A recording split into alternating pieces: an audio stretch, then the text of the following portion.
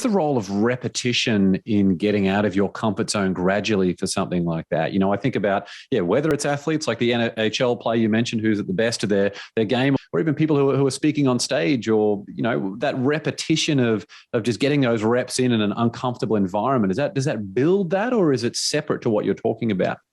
On some level, it's necessary, because there is no doubt that repetition is needed to be able to, again, a good old Canadian surgeon way back in the day coined this term, neurons that fire together, wire together. When it comes to, let's say, aspects of behavior. So let's say we're trying to get somebody to do something new.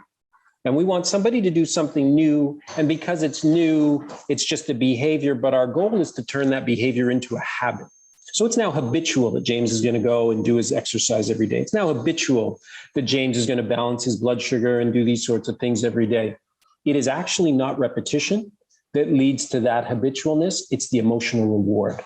So how do we reward James emotionally for being able to make these sorts of decisions? And how do we then continue that process? So it's like when it's about creating these, let's say, habits or these new habits, it's like, okay, what's the motivation? Okay, James really wants to do it.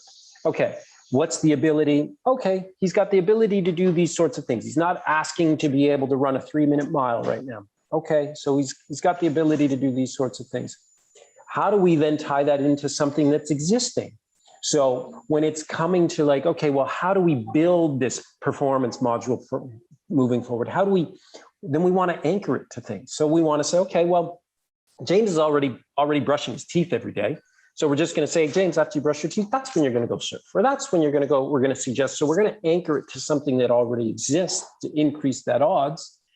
And then again, that important side is we're going to reward him after that. And again, it could be society rewarding James. This could be his family rewarding, friends, wife, spouse, whatever it's going to be. Usually those things that get rewarded are able to become a little bit more habitual in nature. And then on the flip side, those things that get, and sometimes the word punished can be a little bit harsh, but we need to be able to almost create that negative association on the same side as well.